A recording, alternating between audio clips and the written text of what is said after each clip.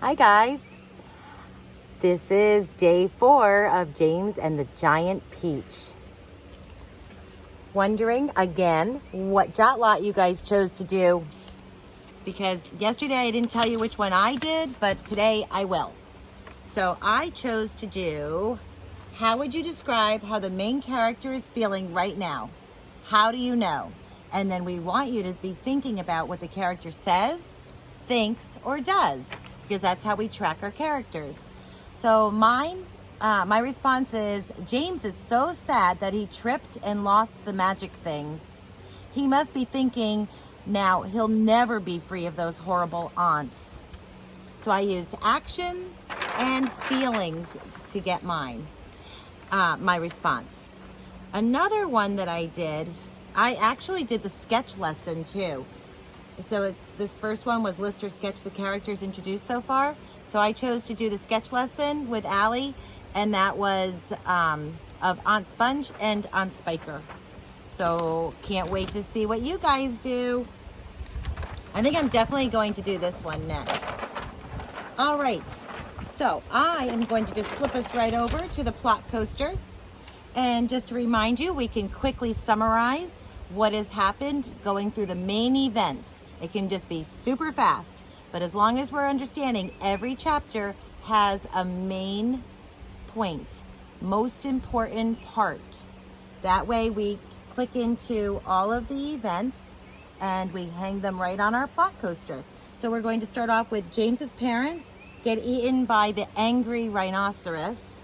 And then he has to move in with Aunt Sponge and Aunt Spiker, who are horrible, horrible people. Then he has to work so hard that chopping wood, never getting any time to sleep, he eats nothing. The next part went into when he actually was so sad and crying because he thought for sure his aunt would take him somewhere, that he meets the odd little man. The old little man, but he's odd. And he goes back with the bag of beans. The bag of, I say beans every time. The bag of things. And he trips. And they seep into the earth. But then the peach starts growing. And those aunts are shocked, right? Totally surprised because there's never been even a leaf on that tree. Then what happens is that peach starts growing right before their eyes. And it gets so big that it's hanging down. It makes the branch go whoop, way over. And it just touches the ground so the branch doesn't break. Okay. All good readers are going to... Oh, here's your peach again. How big is that peach? It's the size of a small house. Okay. All good readers are going to be starting by rereading just a little bit of the chapter before to catch up our brains. We're all on the same page. My dear Sponge, Aunt Spiker said slowly, winking at her sister and smiling, a sly, thin-lipped smile. There's a pile of money to be made out of this if only we can handle it right. You wait and see. Don't touch the peach. Chapter 8. The news that a peach almost as big as a house had suddenly appeared in someone's garden spread like wildfire across the countryside, and the next day a stream of people came scrambling up the steep hill to gaze upon this marvel. Right then and there, I'm thinking, people coming to the hillside.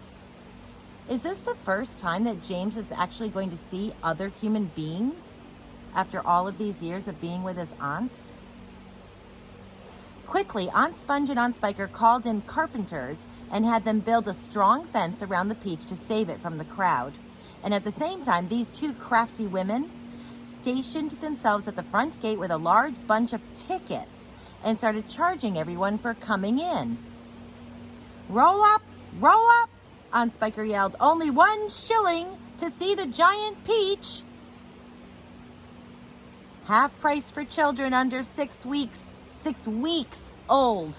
Not 6 years, not 6 months, but 6 weeks old. Aunt Sponge shouted that again and again. "One at a time, please, don't push, you're all going to get in." "Hey you, come back there, you haven't paid." By lunchtime, the whole place was a seething mass of men, women, and children, all pushing and shoving to get a glimpse of this miraculous fruit. Helicopters were landing like wasps all over the hill, and out of them poured swarms of newspaper reporters, cameramen, and men from the television companies. I really like the way Roald Dahl just wrote that, because he just used a simile. He's describing what the helicopters look like wasps, but then he used an action verb to say, and he used an action verb and another word that connects right to the wasps. He said, helicopters were landing like wasps all over the hill, and out of them poured swarms of newspaper reporters. Do you call people in a bunch swarms? No, but that's pretty clever of Roald Dahl. Cameramen and men from the television companies. "It'll cost you double to bring in a camera," Aunt Spiker shouted. All right, they answered. "We don't care." And the money came rolling into the pockets of the two greedy aunts. But while all this excitement was going on outside, poor James, were you wondering where he was? Because I was. Poor James was forced to stay locked in his bedroom, peeping through the bars on his window at the crowds below. "The disgusting little brute will only get in everyone's way if we let him wander about," Aunt Spiker had said early that morning. "Oh, please," he had begged. "I haven't met any other children for years and years, and there are going to be lots of them down there for me to play with, and perhaps I could help you with the tickets." "Cut it out," Aunt Sponge had snapped. "Your Aunt Spiker and I are about to become millionaires, and the last thing we want is the likes of you messing things up and getting in our way." Later, when the evening of the first day came and the people had all gone home, the aunts unlocked James's door and ordered him to go outside and pick up all the banana skins and orange peels and bits of paper that the crowd had left behind. That's the first thing the kid got to do. Do you even wonder if he was even being fed all of those hours that he was locked in there? Water? What about the bathroom? Could I please have something to eat first? I guess my question was quickly answered. "Could I please have something to eat first?" he asked. "I haven't had a thing all day." "No!" they shouted, kicking him out the door. "We're too busy to make food. We're counting our money." But it's dark," cried James. "Get out!" they yelled, "and stay out until you've cleaned up all the mess." The door slammed. The key turned in the lock. Most important part of chapter 8. I guess I'm going to go with James gets locked in his bedroom while the aunts make a ton of money letting people view the peach. Are you with me on that? Would you agree? Chapter 9.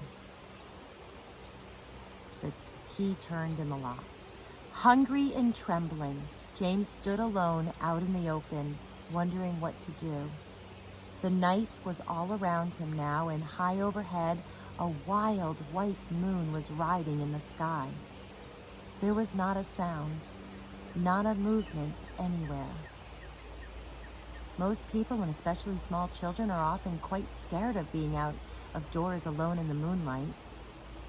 Everything is so deadly quiet, and the shadows are so long and black, and they keep turning into strange shapes that seem to move as you look at them. And the slightest little snap of a twig makes you jump.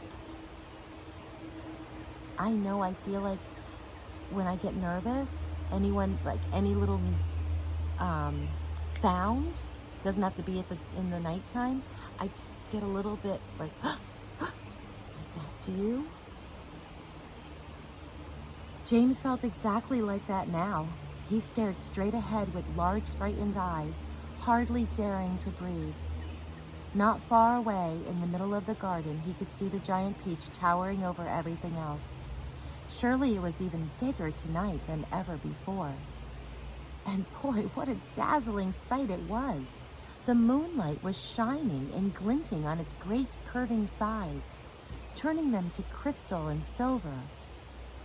It looked like a tremendous silver ball lying there in the grass, silent, mysterious, and wonderful. And then all at once, little shivers of excitement started running over the skin on James's back. Something else, he told himself, something stranger than ever this time, is about to happen to me again soon. He was sure of it. He could feel it coming. And boy, don't we know that James has that feeling, right? That it's called the sixth sense. He knows, he's got something about it that he knows something's going to happen. And I remember what the peculiar little man, like the odd little man said about something peculiar is going to happen, and then something really peculiar is going to happen. Well, James must be remembering that too. He looked around him, wondering what on earth it was going to be. The garden lay soft and silver in the moonlight. The grass was wet with dew, and a million dewdrops were sparkling and twinkling like diamonds around his feet. And now suddenly, the whole place, the whole garden, seemed to be alive with magic. Almost without knowing what he was doing, as though drawn by some powerful magnet, James Henry Trotter started walking slowly toward the giant peach. He climbed over the fence that surrounded it and stood directly beneath it, staring up at its great bulging sides. He put out a hand and touched it gently with the tip of one finger. Just one little, it's almost, I feel like when you just want to touch that icing on the cake and you know you shouldn't. It's like one tiny little finger. It felt soft and warm and slightly furry, like the skin of a baby mouse. Have you guys had a peach before? Because there is very gentle, slightly furry fur around the peach. And then suddenly, while he was doing this, he happened to notice that right beside him and below him, close to the ground, there was a hole in the side of the peach. Okay, most important part of chapter 9. Keep thinking about it. We're going to come back to it. Most important part. What just happened that was standing out in your mind? Lots of description was in that chapter, but there's one important part here. Chapter 10.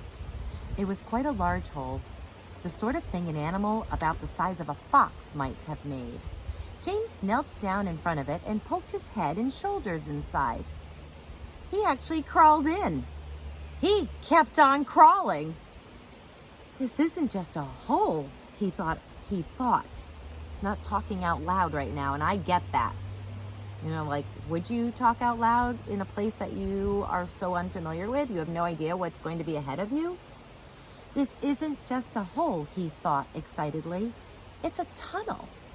The tunnel was damp and murky, and all around him there was the curious bittersweet smell of fresh peach. The floor was soggy under his knees. The walls were wet and sticky, and peach juice was dripping from the ceiling. James, remember, has he eaten anything? Has he had anything to drink? James opened his mouth and caught some of it on his tongue. It tasted delicious. He was crawling uphill now, as though the tunnel were leading straight toward the very center of the gigantic fruit. Every few seconds he paused and took a bite out of the wall. The peach flesh was sweet and juicy and marvelously refreshing. I don't know about you, but I am feeling so much better for James that he has something in him. He crawled on for several more yards and then suddenly, bang! The top of his head bumped into something extremely hard, blocking his way. Okay, can you guess what that thing is in the middle of the peach? Okay, countdown. 3, 2, 1. Yes, you're right. It's the pit. He glanced up. In front of him there was a solid wall that seemed at first as though it were made of wood. He touched it with his fingers. It certainly felt like wood, except that it was very jagged and full of deep grooves. Good heavens, he said. I know what this is. I've come to the stone in the middle of the peach. Then he noticed that there was a small door cut into the face of the peach, right in the peach stone. He gave a push. It swung open. He crawled through it, and before he had time to glance up, take a peek at the tunnel that he's been climbing through. See the jagged walls?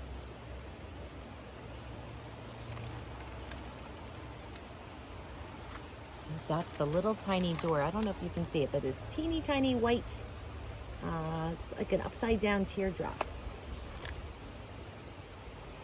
That might be the door. Before he had time to glance up and see where he was, he heard a voice saying, "Look, who's here?" And another one said, "We've been waiting for you." James stopped and stared at the speakers, his face white with horror. He started to stand up, but his knees were shaking so much he had to sit down again on the floor. He glanced behind him, thinking he could bolt back into the tunnel the way he had come. But the door had disappeared. There was now only a solid brown wall behind him. That was chapter 10. We're going to have to get back to, I need to keep reading. We'll get back to what was most important there. James's large, frightened eyes traveled slowly around the room. The creatures, some sitting on chairs, others reclining on a sofa, were all watching him intently. Creatures? Or were they insects? Okay, hold on. Just do a quick flashback with me. James trips with the green things, all magic. Into the ground they go. And the odd little man did say they would give the magic to insects, creatures, trees. Okay, just had to stop for a second there. Creatures, or were they insects? An insect is usually something rather small, is it not? A grasshopper, for example, is an insect. So what would you call it if you saw a grasshopper as large as a dog? As large as a large dog. You could hardly call that an insect, right? Could you? There was an old green grasshopper as large as a large dog sitting on a stool directly across the room from James now. You have to believe this. Honestly, Roald Dahl, he's writing you this story. You have to believe that this is what James is looking at. And next to the old green grasshopper, there was an enormous spider. And next to the spider, there was a giant ladybug with 9 black spots on her scarlet shell. Scarlet is a color in the red hues. Each of these 3 was squatting upon a magnificent chair. On a sofa nearby, reclining comfortably in a curled-up position, there was a centipede and an earthworm. On the floor over in the far corner, there was something thick and white that looked as though it might be a silkworm, but it was sleeping soundly and nobody was paying any attention to it. An earthworm, a silkworm, sleeping soundly. It's kind of getting me to think like the chrysalis of a butterfly, or the cocoon, like think about that. What stage might this sleeping insect be in? Every one of these creatures was at least as big as James himself, and in the strange greenish light that shone down from somewhere in the ceiling, they were absolutely terrifying to behold. That would be terrifying to look at. "I'm hungry," the spider announced suddenly, staring hard at James. "I'm famished," the old green grasshopper said. "So am I," the ladybug cried. The centipede sat up a little straighter on the sofa. "Everyone's famished," he said. "We need food." So another word for hungry would be, you're right, famished. 4 pairs of round, black, glassy eyes were all fixed upon James. The centipede made a wriggling movement with his body as though he were about to glide off the sofa, but he didn't. There was a long pause and a long silence. The spider, who happened to be a female spider, opened her mouth and ran a long black tongue delicately over her lips. "Aren't you hungry?" she asked suddenly, leaning forward and addressing herself to James. Poor James was backed up against the far wall, shivering with fright, and much too terrified to answer. "What's the matter with you?" the old green grasshopper asked. "You look positively ill." I'm going to take a picture of these pages and put it in the slideshow for your teachers, so you can take a really close look at what these creatures look like. "He looks as though he's going to faint any second," the centipede said. "Oh, my goodness, the poor thing," the ladybug cried. "I do believe he thinks it's him that we are wanting to eat." Did you guys think that when they were staring at him? I started to think like that, but then I thought back saying, no. They said, "Oh, we've been expecting you. We wanted to see you." So why would they want to see someone so badly and want to eat them? So I'm thinking I got rid of that idea. It didn't make sense. There was a roar of laughter from all sides. Oh dear, they said. "What an awful thought." "You mustn't be frightened," the ladybug said kindly. "We wouldn't dream of hurting you. You are one of us now. Didn't you know that? You are one of the crew. We're all in the same boat." "We've been waiting for you all day long," the old green grasshopper said. "We thought you were never going to turn up. I'm glad you made it." "So cheer up, my boy, cheer up," the centipede said. "And meanwhile, I wish you'd come over here and give me a hand with these boots. It takes me hours to get them all off by myself." Ha ha. How many legs does a centipede have? That would be how many boots he has to take off. This is awesome. Okay, next time we meet, which would be tomorrow, chapter 12. I cannot wait to start with you. And I'll get busy filling in our plot coaster for the most important parts. Okay, bye readers. Have a great afternoon.